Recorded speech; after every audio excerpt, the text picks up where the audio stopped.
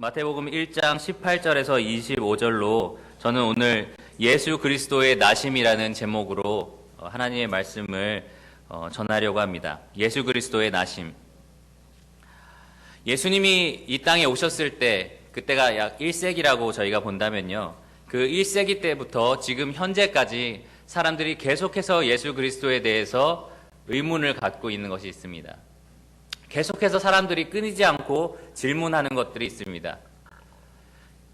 이 질문이 얼마나 심각하냐 하면요, 그리스도인들끼리 서로 너무 심하게 싸워서 그 중에 일부를 교회에서 내쫓기도 했고요, 심지어 사람을 죽이는 데까지 이 질문은 굉장히 심각한 질문이었습니다. 예수님이 과연 어떻게 나셨는지에 대한 질문이었는데요, 그 질문은 바로 이와 같습니다. 어떻게 무한하고 전능하신 하나님이 유한하고 제한적인 인간이 될 수 있는가? 어떻게 무한하고 전능하신 하나님께서 우리와 같이 유한하고 제한적인 인간의 몸을 입고 오실 수 있는가? 이 질문에 대해서 예수님 당시 때부터 지금까지 사람들은 계속해서 의문을 갖고 있습니다. 그래서 두 가지 종류가 있는데요, 이것을 사람들이 제대로 이해하지 못하기 때문에 첫째로 예수님은 사람이 아니었다 해서 예수님의 인성에 대해서 흠집을 내는 사람들이 있습니다. 예수님은 우리와 똑같은 사람이 아니었다라고 말을 하는 사람들이 있었습니다. 1세기 때는요, 도세티즘이라는 게 있었는데요, 뭐냐 하면 그리스도는요, 예수님이 마리아를 통해서 나셨을 때 마리아가 낳은 아이는 사람이 아니었다는 거예요. 사람이 아니었고 우리와 똑같은 육체를 입고 있던 것이 아니라 눈에 보이는 듯 하지만 금방 사라져버리는 그런 환영이었다라고 믿는 사람들이 1세기 때 있었습니다. 예수님은 우리와 같은 인간이 아니었다라고 믿는 사람들이었고요. 또 2세기에는 영지주의자라는 사람이 있어서요, 영적인 것은 무조건 다 좋고 이 육체적인 것은 다 나쁘다라고 생각하는 사람들이었습니다. 이분법적인 사고를 가진 그 플라톤주의를 이어받은 사람들이었는데, 그래서 마리아 몸에 나온 아이는 이런 인간의 몸을 입은 것이 아니라 영적인 아이였다라고 믿는 사람들이었습니다. 또 오늘날에는 여러분 다락방이라고 들어본 적 있으세요? 예, 그 다락방이라는 종교가 있는데 그 사람 역시 영은 하나님이었고 육체는 인간이었다. 예수님은 영은 하나님이었고 육체는 인간이었다. 그래서 예수님의 육체는 단지 그 영이신 하나님을 담는 껍데기에 불과했다. 그래서 마리아가 낳은 아이를 진짜 인간이라고 보지 않는 것입니다. 전능하신 하나님이 어떻게 인간이 될 수 있는가라는 질문을 대답할 수 없기 때문에 그 사람들이 뭘 했냐면 예수님은 인간이 아니었다, 인성을 계속해서 공격을 한 것입니다. 반대로요, 예수님은 하나님이 아니었다라고 결론을 낸 사람들도 있습니다. 마리아의 몸에서 나온 아기 예수님은 진짜 우리랑 똑같은 사람은 아니었다라고 그 사람들은 주장하는 것입니다. 예수님 당시 1세기에는 에비온파라는 사람들이 있었는데요, 그 사람들은 예수님은 단순히 인간으로 우리랑 똑같은 사람으로 태어나셨는데 세례 요한에게 침례를 받으실 때 하나님의 영이 그 예수님, 인간 예수에게 임하셔서 하나님과 예수님이 되었고, 십자가에서 달리실 때 예수님이 나의 아버지 어찌하여, 나의 하나님 어찌하여 나를 버리시나이까 했을 때 그 하나님의 영이 떠났다, 이렇게 가르치는 사람들이 1세기 에비온파입니다. 그러니까 마리아가 낳은 아기는 그냥 인간이었을 뿐이에요. 하나님도 아니고 그냥 인간. 이 사람들은 이렇게 주장했고, 4세기의 아리우스파 역시 하나님 아버지만 유일한 하나님이다. 그러면 예수님은 누구냐? 하나님 아버지가 만든 피조물이다. 이렇게 가르쳤습니다. 그래서 마리아가 낳은 아기는 역시 그냥 지극히 평범한 인간이었다라고 주장을 했고요. 오늘날에 와서 여호와의 증인 많이 들어보셨죠? 여호와의 증인들은 예수님은 하나님이 최초로 창조한 인간이다, 그래서 피조물에 불과하다라고 가르치고 있고, 또 몰몬교도 예수님은 하나님과 마리아 사이에서 그러한 성적인 관계를 통해서 태어난 그냥 인간이었다라고 말하고 있습니다. 또 요즘에 아주 유명한 그룹인데 신천지 아시죠? 예, 신천지 역시 예수님은 마리아에게서 나왔을 때 처음에는 그냥 인간이었다, 그러나 하나님의 영이 예수님에게 임했을 때 하나님과 그 인간을 동시에 갖는 존재가 되었다. 그래서 예수님이 아버지와 나는 하나이니라 라고 말했잖아요. 그래서 신천지에서 가르칠 때는 그때 바로 예수님이 하나님의 영과 인간 육체를 가진 하나님 사람이 되었다라고 가르치고 있습니다. 이와 같이 예수님 당시 때부터 지금까지 계속해서 이 예수님은 하나님이었냐 아니면 사람이었냐, 그 두 가지를 계속해서 사람들이 의문을 갖고 그 의문을 제기하고 있습니다. 그래서 오늘 저는요, 이 마태를 통해서 마태가 기록한 첫 번째 신약 성경, 그리고 첫 번째 복음서인 이 마태복음을 통해서 과연 예수님이 어떠한 모습으로 이 땅에 오셨는지 여러분에게 말씀드리기를 원합니다. 그래서 저는 오늘 설교는 세 가지 포인트를 갖는데요. 첫 번째, 예수님은 인간으로 오셨다. 예수님은 인간으로 오셨다. 두 번째 포인트는요, 예수님은 하나님으로 오셨다. 예수님은 하나님으로 오셨다. 그리고 마지막은, 그러면 왜 예수님은 인간으로 그리고 하나님으로 오셨는가? 예수님이 이 땅에 오신 목적에 대해서 말씀드리겠습니다. 그리고 또 한 가지 흥미로운 것은, 저한테는 흥미로운데 여러분에게는 흥미로운지 모르겠는데요. 18절에서 25절까지 보통 저희가 한 절 한 절 설명을 쭉 드리잖아요. 근데 오늘 저는 18절에서 25절까지 두 번 설명드리겠습니다. 두 번이나 하면 너무 길어지지 않을까? 걱정하지 마세요. 짧게 하겠습니다. 18절에서 25절까지 처음 설명드릴 때는 인간적인 측면에서 예수님이 인간이셨다라는 것을 포인트로 잡고 설명을 드리고요. 두 번째는 하나님의 측면에서 살펴보겠습니다. 하나님으로 오신 예수님에 대한 측면으로 설명을 드리겠습니다. 자, 그러면 본문을 읽겠습니다. 1장 18절입니다. 예수 그리스도의 나심은 이러하니라. 그의 어머니 마리아가 요셉과 약혼하고 동거하기 전에 성령으로 잉태된 것이 나타났더니 그의 남편 요셉은 의로운 사람이라 그를 드러내지 아니하고 가만히 끊고자 하여 이 일을 생각할 때에 주의 사자가 현몽하여 이르기를, 다윗의 자손 요셉아, 내 아내 마리아 데려오기를 무서워하지 말라. 그에게 잉태된 자는 성령으로 된 것이라. 아들을 낳으리니 그 이름을 예수라 하라. 이는 그가 자기 백성을 그들의 죄에서 구원할 자이심이라 하니라. 이 모든 일이 된 것은 주께서 선지자로 하신 말씀을 이루려 하심이니, 이르시되 보라, 처녀가 잉태하여 아들을 낳을 것이요 그의 이름은 임마누엘이라 하리라 하셨으니, 이를 번역한즉 하나님이 우리와 함께 계시다 함이라. 요셉이 잠에서 깨어 일어나 주의 사자의 분부대로 행하여 그의 아내를 데려왔으나 아들을 낳기까지 동침하지 아니하더니 나음의 이름을 예수라 하니라. 자, 여기 마태는요, 처음 기록에 예수 그리스도의 나심은 이러하니라 라고 말하고 있습니다. 이 예수 그리스도의 나심에 대해서 기록한 성경은요, 마태복음과 누가복음입니다. 요한복음도 사실은 말씀이 육신이 되어 라는 표현이 있어서요, 약간 교리적으로, 신학적으로, 영적으로 예수님의 나심이 어떤 부분인지 이제 설명하는 부분이 있지만, 우리 인간적인 면에서 볼 때 역사적으로 예수 그리스도의 나심에 대해서 기록한 책은 마태복음과 누가복음입니다. 그런데 이제 마태는 18절에서 25절까지 아주 짧게 예수 그리스도의 나심에 대해서 설명하고 있는데요.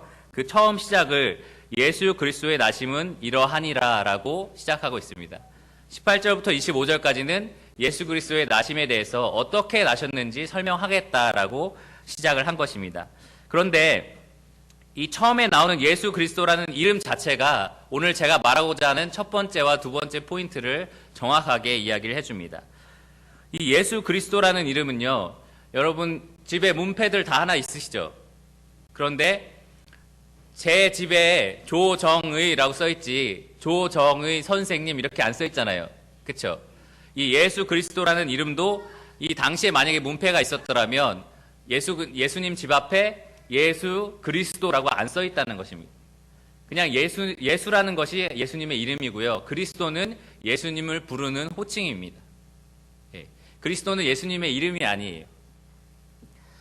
그래서 앞에 예수라는 것은요, 예수님의 인간의 이름을 말합니다. 히브리어로 말하면 여호수아랑 같은 말입니다. 그래서 그 말의 의미는 하나님은 구원이시다, 아니면 하나님의 구원이라는 뜻을 가지고 있습니다. 이 예수라는 이름은요, 여러분 생각할 때 예수하면 예수 그리스도밖에 생각이 안 나시잖아요. 그러나 당시에는 아주 흔한 이름 중에 하나였을 것입니다. 왜냐하면 여호수아라는 사람이 이스라엘에게 엄청나게 유명한 사람이잖아요. 그래서 그 이름을 따서 아마 많은 사람들이 예수라는 이름을 갖고 있었을 것입니다. 그래서 당시에 예수님을 뭐라고 불렀습니까?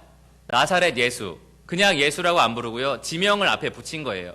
왜냐하면 그냥 예수하면 이 사람도 예수고 저 사람도 예수고 그러니까 그 지명을 붙여서 나사렛 예수라고 그 구분을 준 것입니다. 저희도 왜 부산댁, 뭐 서울댁 이렇게 하잖아요.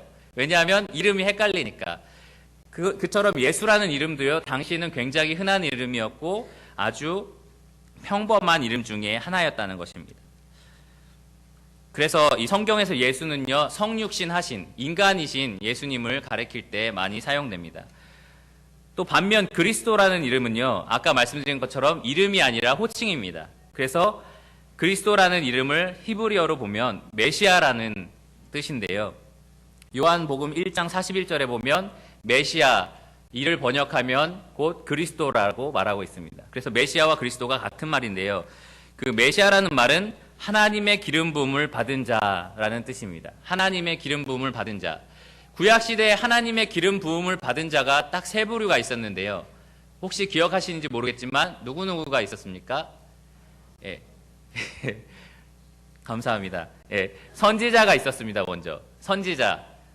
그래서 선지자, 그리고 또 누가 있었을까요? 제사장. 예. 그리고 마지막으로 예, 왕.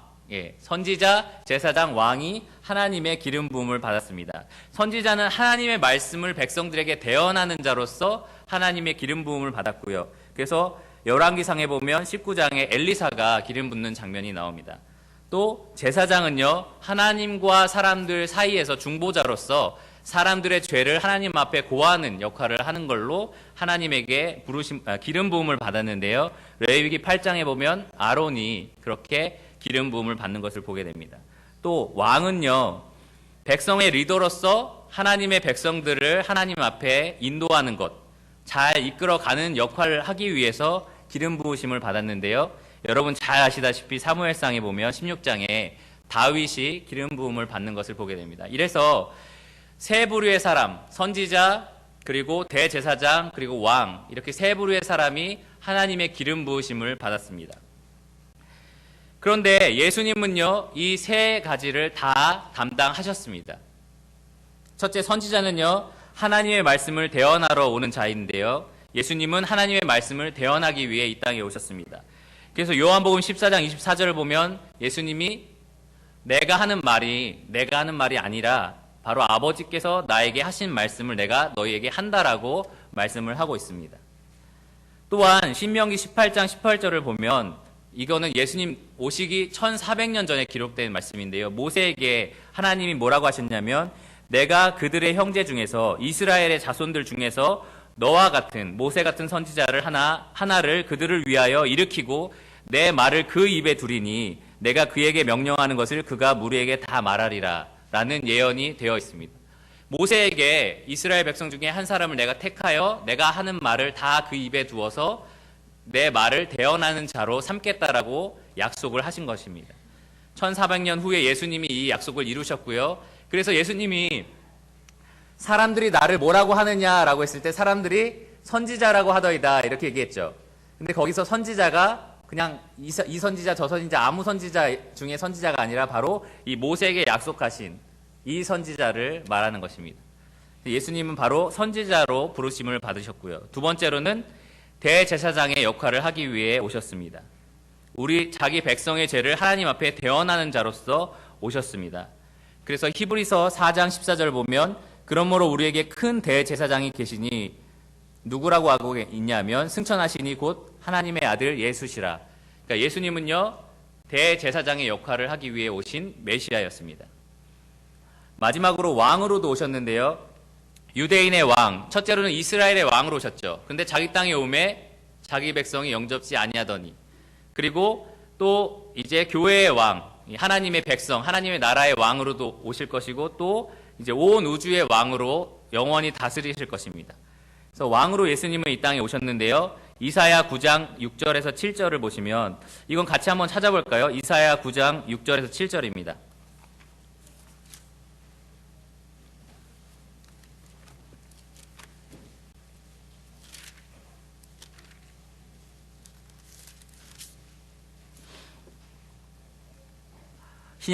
구약성경 978페이지입니다. 구약성경 978페이지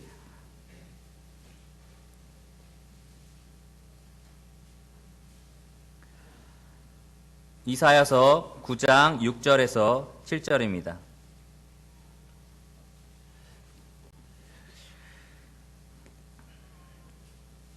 찾으신 줄 알고 읽겠습니다. 이는 한 아기가 우리에게 낳고 한 아들을 우리에게 주신 바 되었을 때 그의 어깨에는 정사를 메었고 그의 이름은 기묘자라 모사라 전능하신 하나님이라 영존하시는 아버지라 평강의 왕이라 할 것임이라. 그 정사와 평강의 더함이 무궁하며 또 다윗의 왕자와 그의 나라에 군림하여 그 나라를 굳게 세우고 지금 이후로 영원히 정의와 공의로 그것을 보존하실 것이라. 만군의 여호와의 열심히 이를 이루시리라. 바로 예수 그리스도께서 한 아이로 이 땅에 오셨는데요. 그분이 누구시냐면 기묘자라, 모사라, 전능하신 하나님이시다. 그리고 평강의 왕이시다. 그리고 영원히 다스리실 왕이시라고 말하고 있습니다. 그래서 예수 그리스도라는 이름 그 자체만 봐도요, 인간이신 예수님, 그리고 그 선지자이시고 또 대제사장이시고 영원히 다스리실 왕이신 하나님으로 오신 예수님에 대해서 두 가지 측면에서 완벽하게 이야기를 하고 있는 것입니다. 그러면 그 예수님이 어떻게 나셨는지 1장, 다시 마태복음으로 돌아가서 1장 18절에서 25절까지 먼저 지극히 인간으로 오신 예수님에 대해서 한번 살펴보겠습니다. 인간으로 오신 예수님. 인간으로 오신 예수님에는 세 가지 포인트가 있는데요. 첫 번째는요, 18절에서 19절까지 아주 지극히 평범한 부모님입니다. 지극히 평범한 부모님 아래서 예수님이 태어나셨습니다. 18절에 예수 그리스도의 나심은 이러하니라 라고 하면서 그의 어머니 마리아와 또 그의 어머니 마리아가 요셉과 약혼하고 동거하기 전에 성령으로 잉태된 것이 나타났더니 라고 말하고 있습니다.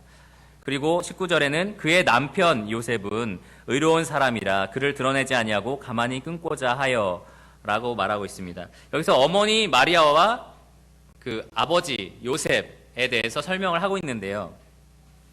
잘 보시면 마태는요, 이 두 사람의 배경을 전혀 설명하고 있지 않습니다. 이 마리아와 요셉 이름을 얘기하고 있지만 그 사람들의 고향이 어디 있는지, 또 나이가 어떻게 되는지, 직업이 무엇인지, 어느 정도로 잘 살고 있는지, 또 가족의 배경이 어떠한지, 또 두 사람이 어떻게 만났는지 아무런 설명을 하고 있지 않습니다. 기억하실 것은 이 예수라는 분이 굉장히 역사적으로 중요한 분 아닙니까? 이 예수님 오시기 전과 오시기 후로 역사를 나누시는 아주 중요하신 분인데, 이 마태는 그것을 기록할 때 그 부모에 대해서, 이러한 내용에 대해서 아무것도 기록하지 않았다는 것입니다. 왜 기록하지 않았을까요?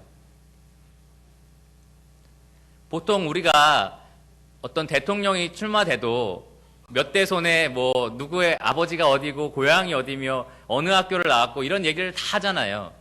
그런데 지금 이 세상을 완전히 뒤바꾸신 예수 그리스도의 나심에 대해서 설명하면서 부모님에 대해서, 그 요셉과 마리아에 대해서는 아무런 내용이 없는 것입니다. 왜냐하면요, 그들이 아주 지극히 평범하기 때문이에요. 정말 특별할 것이 없는 부모이기 때문입니다. 먼저 고향은 여기에 전혀 나와 있지 않지만 저희가 성경을 통해서 알 수 있는 것은 나사렛이었습니다. 나사렛이 어느 곳인지 여러분 아십니까? 한국으로 치면 외동천 정도 될까요? 예. 사람들한테 외동천에서 태어났습니다 하면은 거기가 어딘데 라고 당연히 말하지 않겠습니까? 예. 정말 잘 알려지지 않은 곳.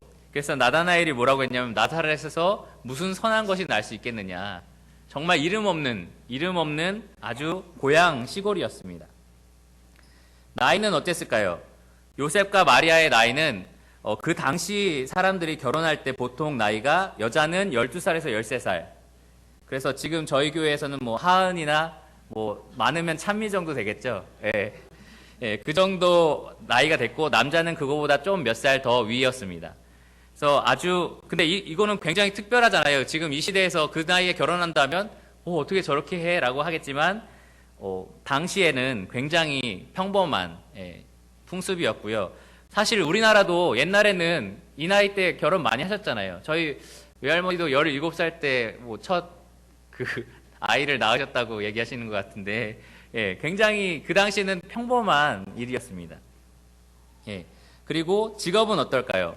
요셉의 직업은 마가복음 6장을 보니까 목수라고 나와 있습니다. 예.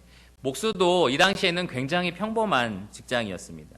목수로서 엄청나게 잘 살 수도 있겠죠. 그런데 누가복음 22장에 보면 이 두 부부가 아기 예수를 낳고 나서 예수님을 정결 예식을 이제 치르려고 갔을 때 보통 양을 바치게 돼 있습니다. 그래서 양을 바쳐서 아이를 정결하게 하는 예식을 치르는데요.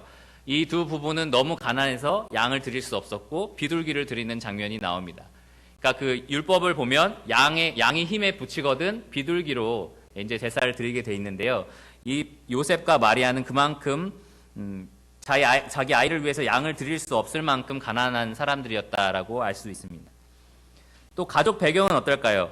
여기에 보면은 요셉에 대해서 다윗의 자손 요셉아라고 말하고 있는데 여러분 생각에는 그 당시에 다윗의 자손하면 당연히 요셉이지 왜 사람들이 이걸 몰랐을까 생각되지 않습니까? 그런데 이런 거 어떠세요? 저는 그 안동 김 씨에게 뭐가 나온다 이렇게 얘기했을 때 여러분 어때요? 안동 씨가 한둘입니까? 엄청 많잖아요. 그렇죠?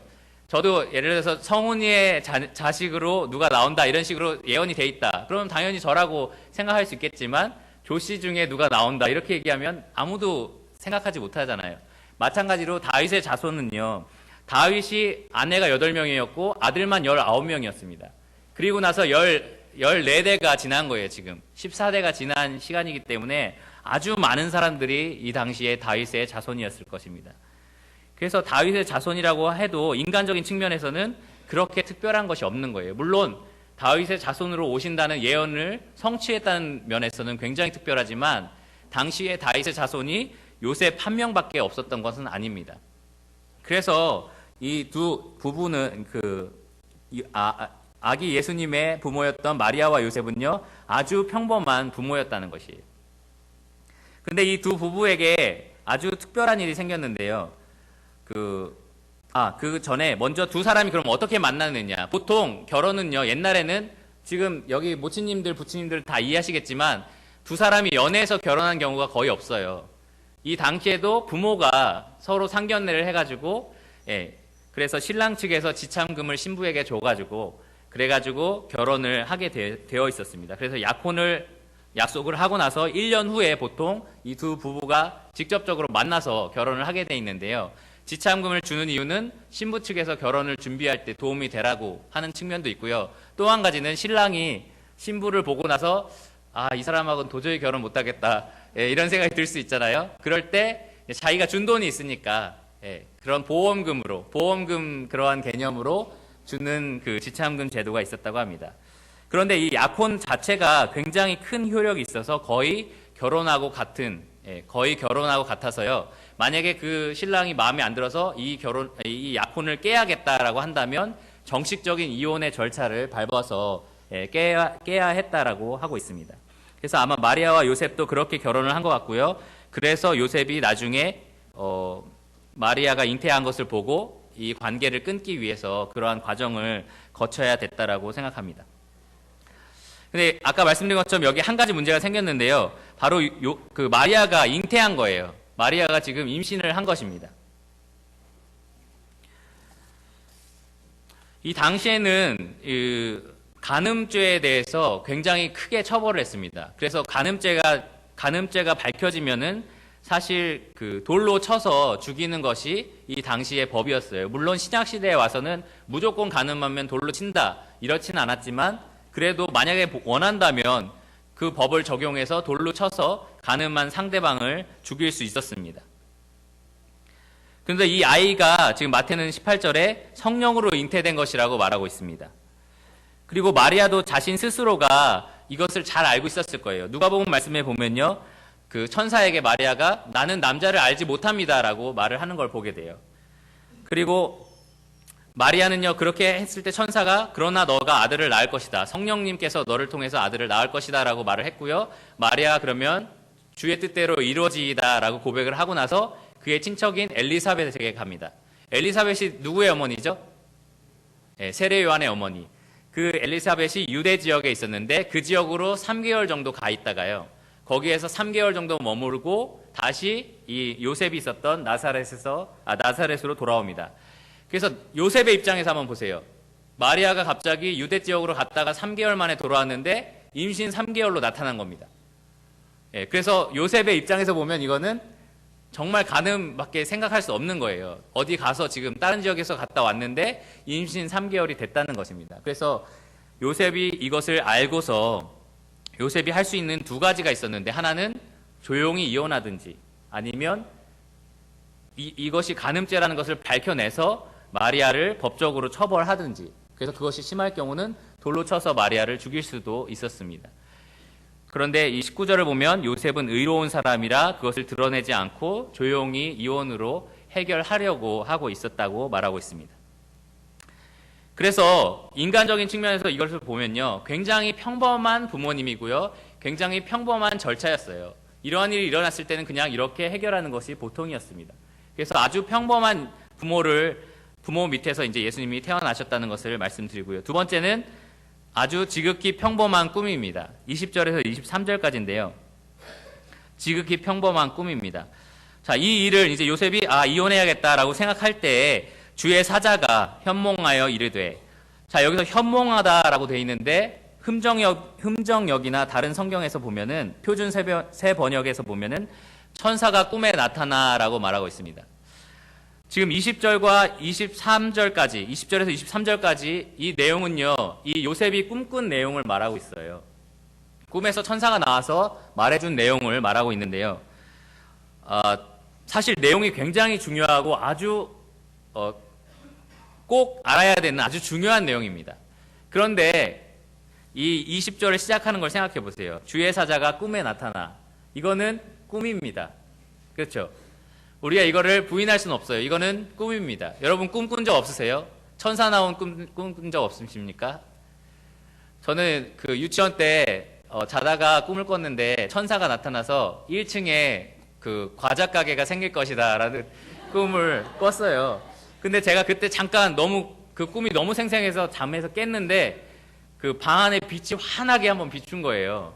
그래서 이건 진짜다. 이거는 의심할 수가 없다. 이건 진짜다. 그래서 다시 자고 일어나자마자 1층으로 내려갔는데 보니까 가게가 어떻게 됐을까요? 없었죠. 없었어요. 그래서 어떻게 이럴 수가 있지? 하는 생각을 하게 됐는데, 그만큼 생생한 꿈처럼 이 20절에서 23절까지는 지금 요셉이 꾼 꿈 얘기를 하고 있는 거예요. 그 꿈에 천사가 나타난 것을 이야기하고 있는 것입니다.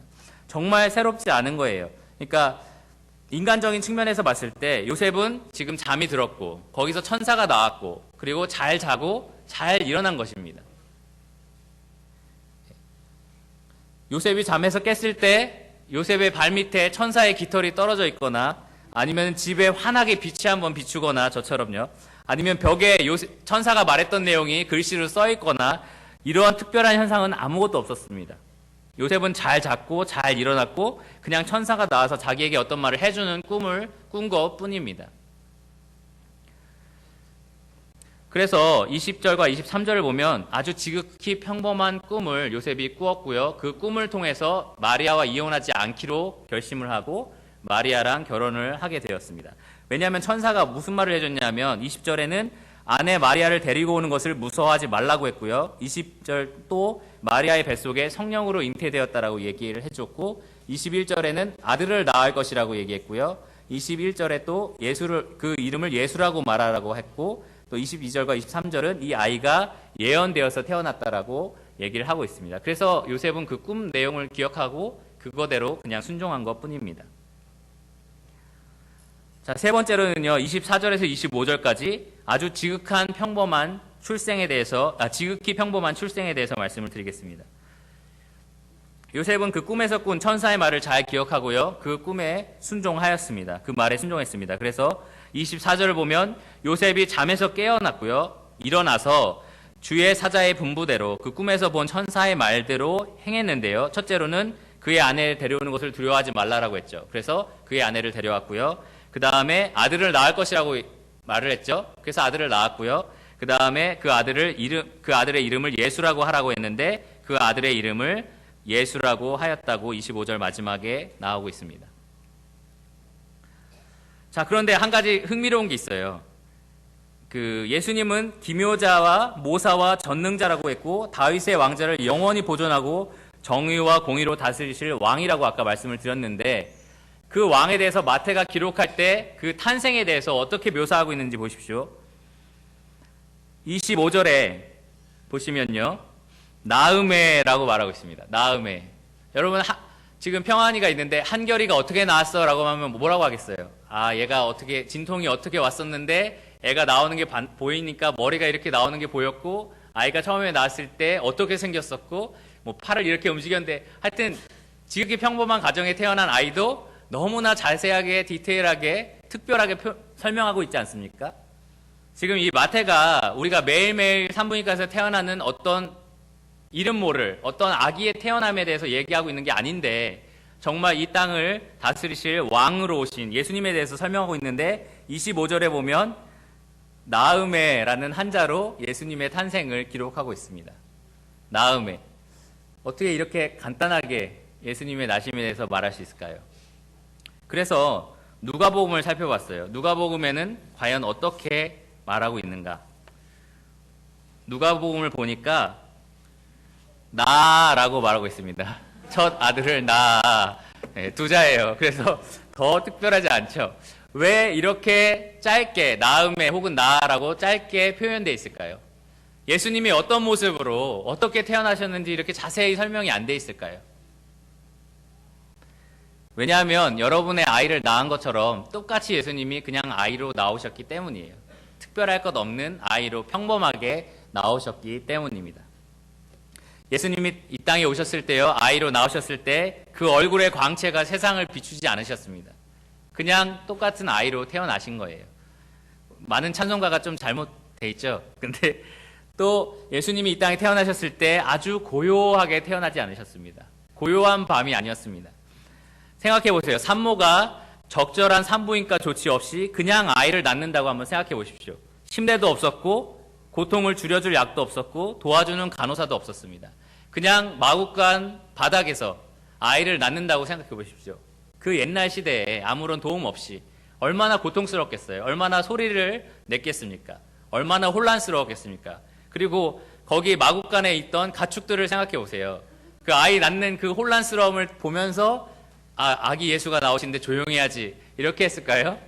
엄청 시끄러웠겠죠. 난리도 아니었을 것입니다.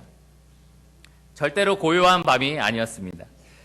또 아이가 나오자마자 드디어 세상에 나왔구나 이렇게 말을 하거나 아니면 내가 드디어 왔노라 이렇게 말을 하거나 이러한 것이 전혀 없었습니다. 그냥 평범한 아이같이 나왔습니다. 신기한 능력을 보이는 그런 아기가 아니었습니다. 성경에는 흠모할 만한 것이 없는 아주 지극히 평범한 아이라고 말하고 있습니다.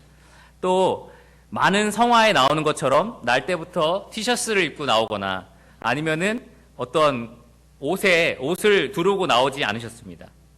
여러분 아이가 처음 나온 것처럼 벌거숭이, 피덩이 갓난아기로 태어나셔서 강보에 쌓여서 구유 위에 뉘우셨습니다. 그 다음에 머리에 둥근 태도 없었습니다. 그리고 마구간 주위에 천사들이 환하게 비추고 있거나 예수님 옆에 서 있거나 찬송을 부르고 있거나 이러한 장면은 전혀 없었습니다. 하늘에서 찬양 소리가 나지도 않았습니다. 그냥 예수님은 인간으로서 여러분 아이를 여러분이 보신 것처럼 똑같이 인간으로서 태어나신 것입니다. 혹시 크리스마스 연극에 예수님 옆에 서 있는 천사 1, 2 역할을 하고 있는 학생들이 있다면 죄송합니다. 여러분 성경적인 인물이 아닙니다. 예수님은요 베들레헴 시골 동네 한 초라한 마구간에 묵을 곳을 찾지 못해서 방황하던 두 가난한 젊은 부부가 아이가 나오려고 하자 급히 들어가서 낳은 아이가 바로 예수님입니다. 그렇게 특별할 것 없는 아주 평범한 아이였습니다. 이 말은 곧 아기 예수님은 보통 아기와 같이 부모의 도움 없이는 생존할 수 없었다는 말이고요. 또 아기 예수님은 보통 아이와 같이 제한적이었다는 것입니다. 잘할 필요가 있습니다. 여러분 지금 아기들 보면 어때요? 되게 바보 같고 그런 거 있지 않습니까? 좀 우리가 유아스럽다, 유아틱하다 막 이렇게 얘기하잖아요. 예수님도 그러한 모습을 가지고 태어나신 것입니다. 다른 아이들과 전혀 다를 것 없이 피곤함을 느끼고 배고팠으며 추위와 더위를 막아주지 않으면 생존하기가 어려웠고 또 스스로 걸어서 어디를 가거나 태어났을 때는요 그럴 수 없는 상태였고 아주 연약한 육체를 갖고 있었고요. 지혜와 지식이 유아의 수준에 머물렀습니다. 단 한 가지 죄가 없으시다는 것 빼놓고는요, 예수님은 완전히 인간이셨습니다. 자, 이번에는요, 그러면 하나님으로 오신 예수님에 대해서 말씀을 드리겠습니다. 하나님으로 오신 예수님. 18절에 보시면 첫 번째 성령으로 나심입니다. 마태는 누가처럼 천사가 마리아에게 찾아온 장면이나 마리아가 성령으로 잉태할 것을 말해준 장면, 여러 가지 누가복음이 기록하고 있는 다양한 것들은 하나도 기록하고 있지 않은데요. 한 가지 분명하게 반복적으로 기록하고 있는 것이 있는데 바로 예수님이 성령으로 잉태했다는 사실입니다. 18절에 보시면 성령으로 잉태된 것이 나타났더니 라고 말하고 있고요. 20절에도 보면 천사가 그에게 잉태된 자는 성령으로 된 것이라 라고 말하고 있고, 23절에도 보면 보라 처녀가 잉태하여 아들을 낳을 것이요. 처녀가 잉태한다는 것은 사람 머리로 이해할 수 없는 거잖아요. 오직 하나님의 능력으로 낳았다는 거고요. 25절도 아들을 낳기까지 동침하지 아니하더니, 이것만큼 성령으로 낳았다는 완벽한 증거가 없습니다. 요셉과 마리아가 전혀 동침을 하지 않았는데 이 아이가 태어났다는 것은 곧 예수님은 성령으로 나셨다는 것을 말합니다. 이 세상 그 어떤 아기도요, 아버지의 씨 없이 태어난 아기가 없습니다. 시험관 아기도 아버지의 씨가 필요하잖아요. 그러나 예수님은요, 오직 성령으로 나신 것입니다. 누가복음 1장 35절을 보면 하나님의 지극히 크신 능력이 마리아를 덮을 때 이 아이가 성령으로 태어난다라고 말하고 있습니다. 이교도들이 말하는 것처럼 하나님과 마리아 사이의 성적 관계를 얘기하는 것이 아니라 하나님의 창조하심, 창조의 능력. 하나님이 만물을 어떻게 지으셨죠? 그냥 빛이 있으라 하니까 있었고 사람도 흙으로 그냥 지으셨습니다. 마찬가지로 예수님이 이 땅에 오신 것도요, 그러한 하나님의 창조의 섭리, 그런 능력으로 이 땅에 오신 것입니다. 두 번째는요, 23절에 하나님으로 나심입니다. 하나님으로 나심. 23절에 보면요, 보라 처녀가 잉태하여 아들을 낳을 것이요 그의 이름은 임마누엘이라 하리라 하셨으니 이를 번역한즉 하나님이 우리와 함께 계시다 함이라.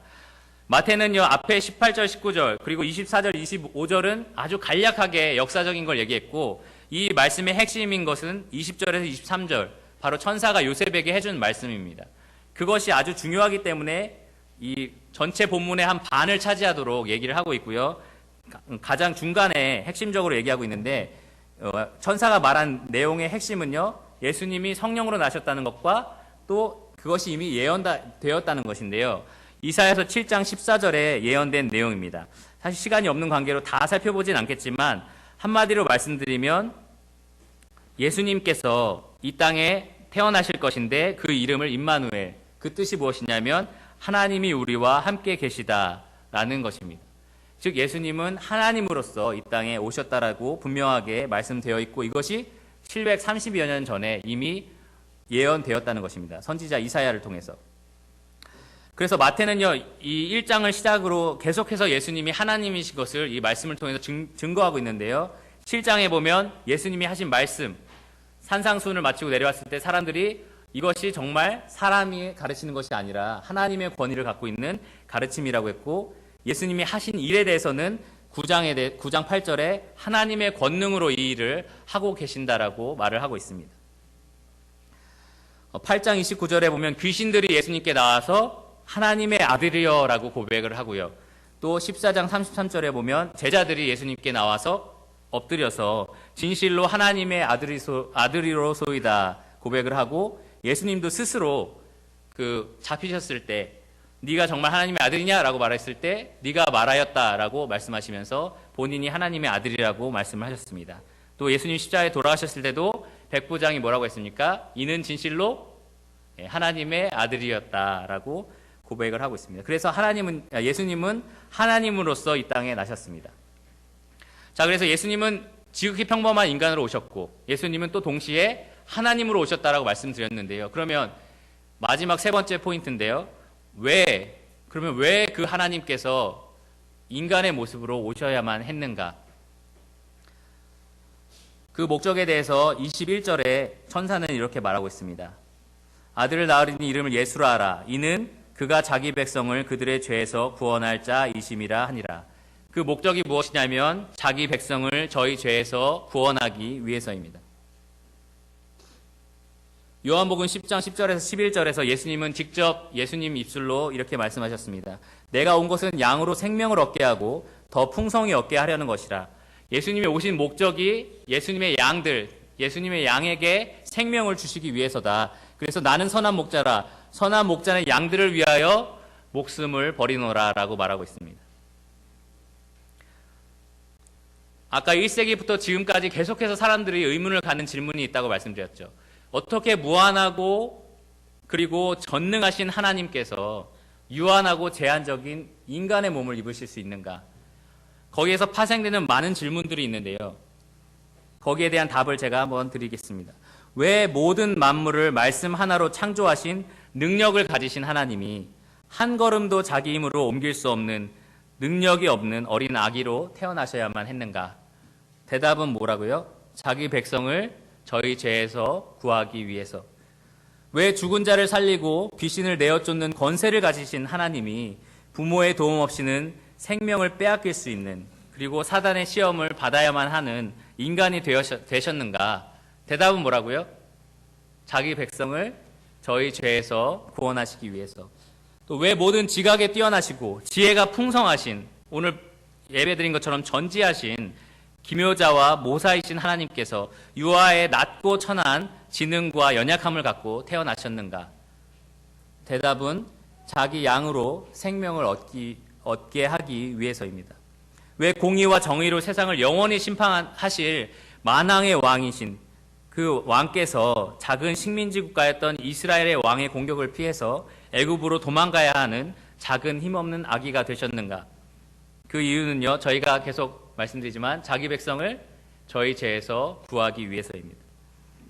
마지막으로 왜 처음이며 나중이시고 알파와 오메가이시며 시간의 제한을 전혀 받지 않으시는 어제나 오늘이나 영원토록 동일하신 예수 그리스도께서 시간과 공간에 제한되는 인간이 되셔야만 했는가? 대답은 뭐라고요? 자기 백성을 저희 죄에서 구하기 위해서. 베드로의 고백을 따라서 저희가 대답을 찾자면 2장 24절 25절에 친히 나무에 달려, 베드로전서 2장입니다. 친히 나무에 달려 그 몸으로 우리 죄를 담당하셨으니 이는 우리로 죄에 대하여 죽고 의에 대하여 살게 하려 하심이라. 그가 채찍에 맞음으로 너희는 나음을 얻었나니 너희가 전에는 양과 같이 길을 잃었더니 이제는 너희 영혼의 목자와 감독 되신 이에게 돌아왔느니라. 모든 인간은요, 우리의 힘으로 우리 죄의 문제를 해결할 수 없었습니다. 우리의 율법은 모든 사람은 죄인이라고 말하고 있고 그 죄에 대해서 피 흘림이 없은즉 사함이 없다라고 말하고 있습니다. 또 로마서 8장을 보면요, 율법이 육신으로 말미암아 연약하여 할 수 없는 것을 하나님은 하신다고 말하고 있습니다. 율법에 따라서 죄가 없는 사람이 하나님 앞에 설 수 있는데요, 모든 인간은 죄가 있기 때문에 하나님 앞에 설 수 없었습니다. 그런데 하나님은 하시나니라고 하면서 로마서 8장 3, 4절에 곧 하나님은 어떻게 하셨는가? 죄로 말미암아 자기 아들을 죄 있는 육신의 모양으로, 인간의 모양으로 보내어 육신의 죄를 정하사 육신을 따르지 않고 그 영을 따라 행하는 우리에게 율법의 요구가 이루어지게 하려 하심이라. 예수님이 그 하나님께서 인간의 몸을 입으신 이유는 간단합니다. 바로 우리가 할 수 없는, 우리가 절대로 이룰 수 없는 하나님의 요구를 예수님이 대신 이루어 주시기 위해서입니다. 예수님 왜 인간이 되셔야 됐습니까? 인간의 몸을 입으셨기 때문에 우리를 위하여 죽으실 수가 있습니다. 하나님은 죽으실 수 없어요. 인간이 되셔서 죽으신 것입니다.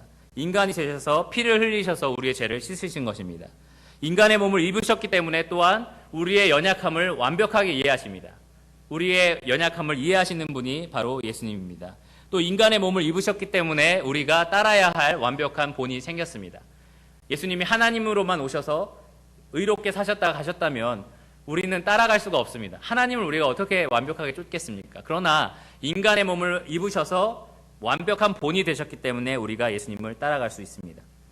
또 예수님은 왜 하나님이셔야 되는가? 하나님이신 예수님만이 영원한 속죄의 제사를 드릴 수 있기 때문입니다. 인간의 재물은 아주 제한적이고 유한합니다. 그러나 하나님이셨기 때문에 모든 인류를 담당할 수 있을 만큼 충분한 분이셨습니다. 또한 성경은요, 구원은 오직 하나님으로부터밖에 오지 않는다라고 말하고 있기 때문에 예수님이 하나님으로 오셨기 때문에 구원이 하나님으로부터 났다고 우리는 말할 수 있습니다. 또 마지막으로 인간과 하나님 사이에 완벽한 중보자가 되시려면 하나님이셔야 했습니다.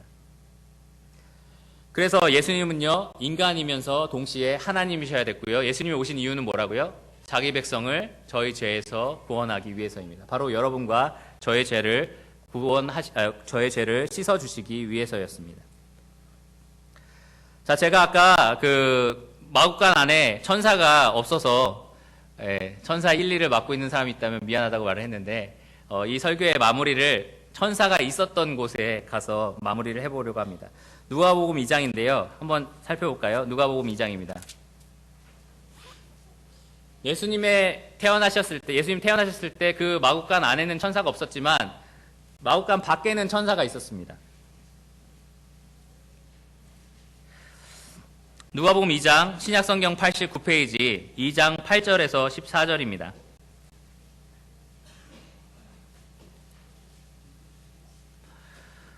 누가복음 2장 8절부터 제가 읽겠습니다. 그 지역의 목자들이 밤에 밖에서 자기 양떼를 지키더니 주의 사자가 곁에 서고 주의 영광이 그들을 두루 비춤에 크게 무서워하는지라. 자, 여기에는 분명히 빛이 있었고 천사가 있었고 이런 것들이 있었습니다. 천사가 이르되 무서워하지 말라. 보라, 내가 온 백성에게 미칠 큰 기쁨의 좋은 소식을 너희에게 전하노라. 오늘 다윗의 동네에 너희를 위하여 구주가 나셨으니 곧 그리스도 주시니라. 너희가 가서 강보에 쌓여 구유에 뉘어 있는 아기를 보리니 이것이 너희에게 표적이니라 하더니 호련히 수많은 천군이 그 천사와 함께 하나님을 찬송하여 이르되 지극히 높은 곳에서는 하나님께 영광이요 땅에서는 하나님이 기뻐하시는 사람들 중에 평화로다 하니라. 천사가 목자들에게 나타났을 때 갑자기 수많은 천사들이 나타나면서 14절에 지극히 높은 곳에는 하나님께 영광이요, 예수님께서 선지자로서 그리고 대제사장으로서 그리고 왕으로서 기름 부으심을 받은 메시아로서 이 땅에 오셨잖아요. 하나님의 뜻을 이루기 위해서. 그래서 하나님께는 영광이었습니다. 이 땅에는요, 땅에서는 하나님이 기뻐하신 사람들 중에 평화로다라고 말하고 있습니다. 아주 흥미로운 게 하나 있는데요. 땅에서는 하나님의 평화로다 이렇게 말하고 있지 않고 뭐라고 되어 있습니까? 땅에서는 평화로다 이렇게 되어 있지 않고 땅에서는 하나님이 기뻐하신 사람들 중에, 하나님이 기뻐하신 사람들 중이라고 되어 있습니다. 아까 마태복음 본문에는 예수님이 이 땅에 오신 이유에 대해서 자기 백성을 저희 죄에서 구원할 자라고 말하고 있습니다. 이 말씀을 마치면서 제가 여러분에게 한 가지 질문 드리고 싶은 것은 이것입니다. 여러분은 하나님이 기뻐하시는 사람들 중에 하나이십니까? 여러분들은 예수님이 돌아가신 그 목적, 그 자기 백성들 중에 한 사람이십니까? 그것이 질문입니다. 만약에 그렇다면 여러분, 예수님의 나심은 여러분에게 평안한 소식입니다. 기쁨의 소식입니다. 왜냐하면 예수님이 여러분을 위해서 죽으셨기 때문입니다. 여러분의 죄를 해결하셨기 때문입니다. 그러나 여러분, 이것이 여러분에게 해당되지 않는다면, 여러분이 정말 하나님의 기뻐하시는 사람들 중에 속하지 않는다면, 여러분이 정말 하나님의 백성들 중에 한 사람이 아니라면, 여러분과 하나님 사이에 아무런 관계가 지금 맺어져 있지 않다면 그 중보자가 되어주시기 위해서, 그 죄의 문제를 해결해 주기 위해서 하나님이시자 인간으로 오신 예수 그리스도를 영접하시기 바랍니다. 성경에는 영접하는 자, 곧 그에게는 하나님의 자녀가 되는 권세를 주셨다고 말하고 있습니다. 아직 예수님을 알지 못하시는 분들이 계시다면 매년 크리스마스 때마다 아이들의 재롱을 보고 또 TV에서 재밌는 것도 보고 이렇게 즐거워할 것이 아니라 정말 그 여러분과 하나님 사이에서 여러분에게 평화를 가져다 주신 이 평화의 왕이요 평강의 왕이신 예수 그리스도를 영접하시기 바랍니다. 만약에 여러분들이 하나님이 기뻐하시는 사람들 중에 한 사람이고 하나님의 백성 중에 한 사람이라면 저와 함께 이러한 찬양을 부르시기를 원합니다. 기쁘다, 뭐죠? 구주 오셨네. 만백성 맞아라. 온 교회여 다 일어나. 다 찬양하여라. 뭐죠? 다 찬양하여라. 다 찬양하여라.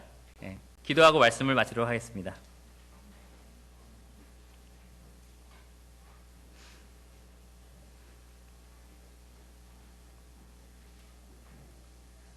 하나님 감사합니다. 그 아들 예수 그리스도를 이 땅에 보내심으로 저희의 모든 죄를 사하여 주심에 감사를 드립니다. 예수님은 하나님이시면서 동시에 인간이셨습니다. 인간이시기 때문에 저희의 죄를 위하여 돌아가셨고 저희의 죄의 중보자가 되어주셨고 또 저희의 연약함을 온전히 이해하시는 대제사장이 되어주셨습니다. 또 하나님이시기에 저희에게 온전한 구원을 가져다 주셨습니다. 이 세상에 태어나는 모든 아기들이 자기의 죄 때문에 죽기 위해서 태어나지만 예수님은 우리의 죄를 위해서 죽기 위해 태어나 주심에 감사를 드립니다. 주님의 십자가 사역으로 또 주님께서 이 땅에 오심으로 저희에게 참된 평화와 만족이 생겼습니다. 저희가 하나님의 백성으로서 그 사실에 온전히 기뻐하고 감사하게 하여 주셨고 또 아직 하나님의 백성이 아니신 분들은 예수 그리스도를 영접함으로 그의 자녀가 되는 권세를 누리게 하여 주시옵소서. 이 말씀이 성도님들 마음에 심겨져 하루하루를 살아갈 때 기쁨과 즐거움과 또 소망이 될 수 있도록 도와주옵소서. 이 모든 것 예수 그리스도 이름으로 기도드렸습니다. 아멘.